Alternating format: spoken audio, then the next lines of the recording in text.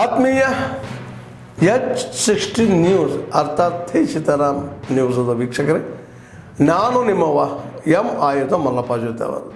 ತಾವು ಈಗ ಸುದ್ದಿಗಳ ಲೋಕಕ್ಕೆ ಎಂಟ್ರಿ ಹೊಡಿತಾ ಇದ್ದೀರಿ. ಈ ಸುದ್ದಿಗಳನ್ನು ಪ್ರತಿಯೊಂದು ನೋಡೋ ಜೊತೆಗೆ ನಿಮ್ಮ ಅಭಿಪ್ರಾಯಗಳನ್ನು ಹಚ್ತಾ ಇರಿ. ಯಾಕಂದರೆ ಈ ಸುದ್ದಿಗಳು ನಿಮಗಾಗಿ, ನಿಮ್ಮ ಬದುಕಿಗಾಗಿ, ನಿಮ್ಮ ವೈಚಾರಿಕೆಗಾಗಿ, ನಿಮ್ಮ ತಿಳುವಳಿಕೆಗಾಗಿಯೂ ನಿಮಗೂ ಗೊತ್ತು. ಜೊತೆಗೆ ನಮಗೂ ನಿಮ್ಮೊಂದಿಗೆ ಇದೊಂದು ಮಾತಾಡುವಂಥ ಜೊತೆಗೆ ಸುದ್ದಿಗಳನ್ನು ಬಿಡುವಂಥ ಕೆಲಸ. ಈ ಕೆಲಸದಲ್ಲಿ ನಾವು ನಿಮ್ಮೊಂದಿಗಿದ್ದೀವಿ ಅಂತ ಹೇಳ್ತಾ ನೋಡ್ತಾ ಇರಿ ಈ ಸುದ್ದಿಗಳನ್ನು. ಇಲ್ಲಿದ್ದ ಅಲ್ಲಿವರೆಗೆ ಈಡೇ ಮಾಡು. ನನ್ನ ಗಾಡಿ ನಿಂತದ ಈಗ ಓಡಿಸ್ಬೇಕಂತ ನಾನು. ಅಣ್ಣ ಬಸ್ ಸ್ಟ್ಯಾಂಡ್ ಒಳಗಣ ಎಲ್ಲಿತ್ತು ಗಾಡಿ ಅಂತ ಅಲ್ಲಿ ಮುಂದೆ ಅಂತ ಅದೇ ನಾವು ವೈಟ್ ಗಾಡಿ ತಗೋತ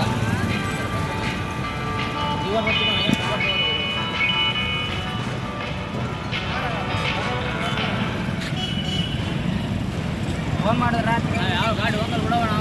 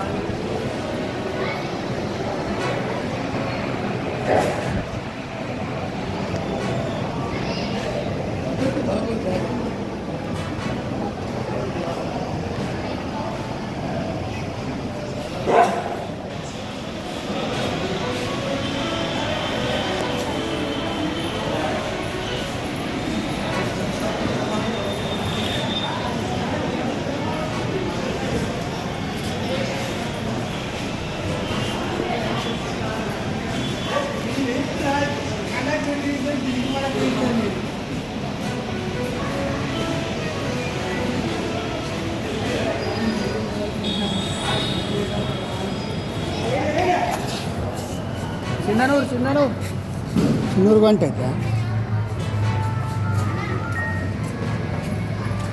ಬಂದೆ.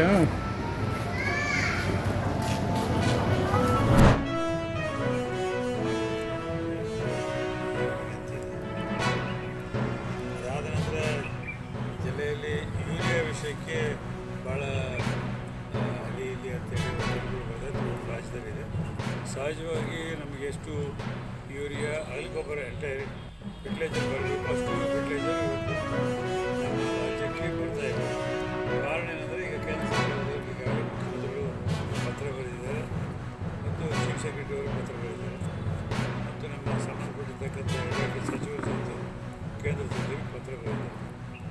ಎಷ್ಟು ಬರಬೇಕು ಈಗ ನಮಗೆ ಇಲ್ಲಿವರೆಗೂ ಅಷ್ಟು ಗೊಬ್ಬರ ಸರ್ಕಾರ ಮಾಡಲಿಕ್ಕಾಗಿಲ್ಲ. ಕಾರಣ ಅದೇನು ಯುದ್ಧ ನಡೀತಾ ಇದೆ, ಇದರ ನಡುವೆ ಕಾರಣದಿಂದ ಅದು ಬೇಕಾಗಿರ್ತಕ್ಕಂಥ ರಾಮೆಟೀರಿಯಲ್ ಸಿಗ್ತಾ ಇರಬೇಕಂತ ಒಂದು. ಎರಡನೇದು ನಾನು ಹೇಳಬೇಕಾದ್ರೆ ಈ ಸಬ್ಸಿಡಿ ಕಡಿಮೆ ಮಾಡೋದ್ರಿಂದ DAP ಕೇಂದ್ರ ಸರ್ಕಾರ ಫರ್ಟಿಲೈಸರ್ ಸಬ್ಸಿಡಿ ಕಡಿಮೆ ಮಾಡೋದ್ರಿಂದ ಪರ್ಟಿಕ್ಯುಲರ್ಲಿ DAP ಈ ದೇಶದಲ್ಲಿ ಪ್ರೊಡಕ್ಷನ್ ಮಾಡೋಕ್ಕೆ ಕಡಿಮೆ ಮಾಡಿಬಿಟ್ಟು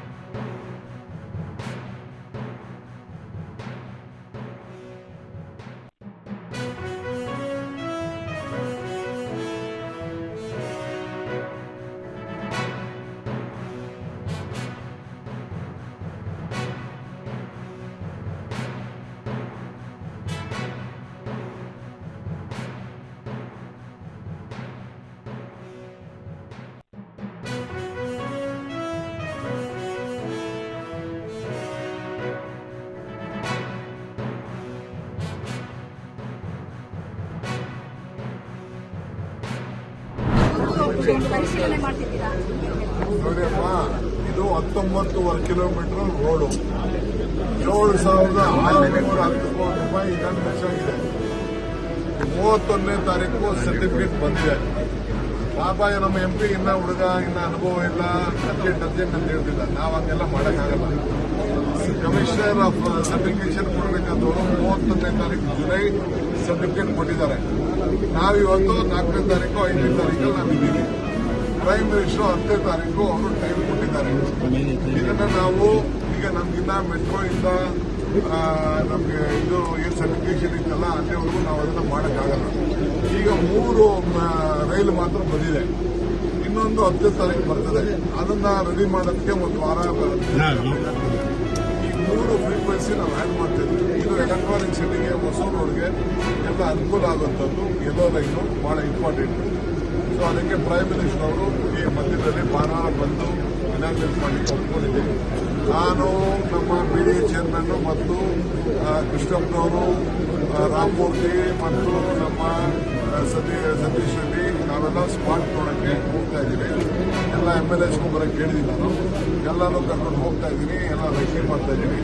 ಅದಾದ್ಮೇಲೆ 10ನೇ ತಾರೀಕು ಪ್ರೈಮ್ ಮಿನಿಸ್ಟರ್ ಅವರು ಇನಾಗ್ರೇಟ್ ಮಾಡ್ತಾರೆ. ಆದ್ಮೇಲೆ ಎಲ್ಲ ಸುದ್ದಿಗಳನ್ನು ನೋಡಿದ್ರಲ್ಲ, ಏನು ಅನಿಸ್ತು ನಿಮಗೆ?